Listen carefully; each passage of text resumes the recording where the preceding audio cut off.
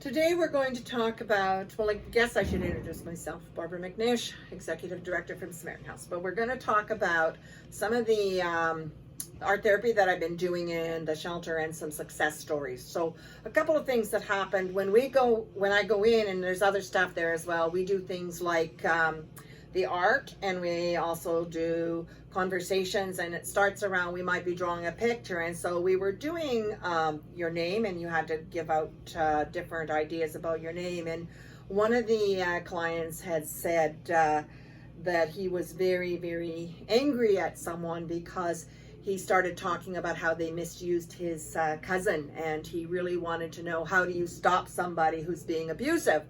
And somebody else at the table started to talk about, well, what is abuse? You don't know my story. And they started sharing their stories about abuse and trauma and things that happen.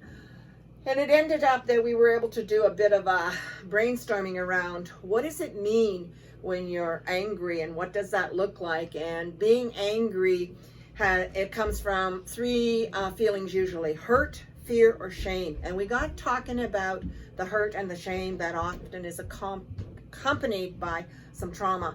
And that's fine. So they were talking, one guy was talking, and he goes, yeah, I hate it, man, when I'm out and about and he's panhandling or maybe trying to make a little bit of money, and people are like, get a job, and they're yelling at him and calling him names and everything.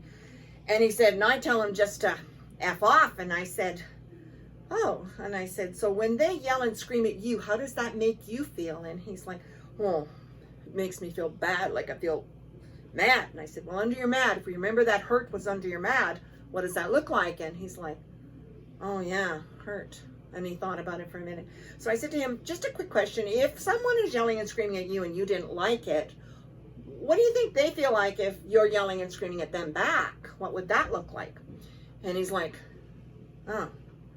Anyways, a few weeks later, kind of forgot about it a little bit. We would just often just conversations like that, and then you leave it.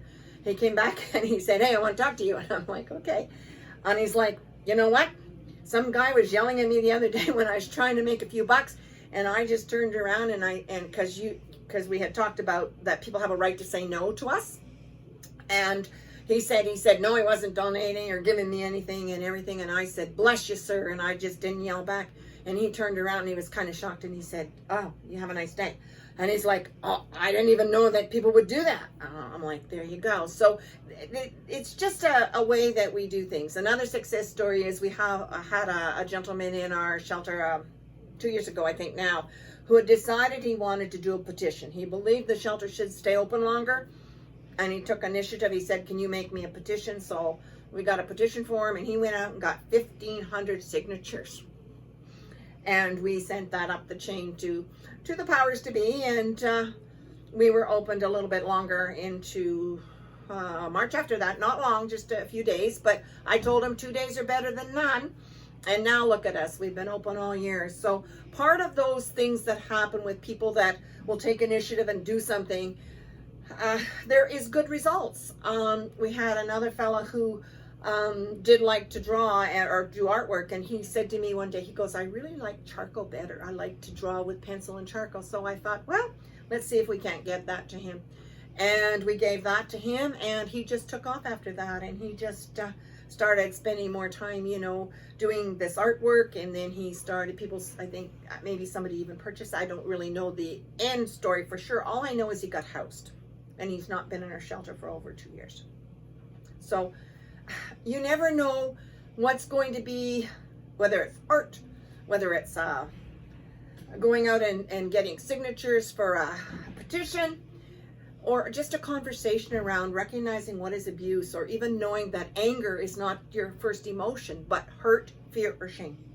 And that's just a few of our success stories, and there's many, many more. And I really would like some time to share those, the people share them with you, and then that you'll just hear their story from their lips. Thank you.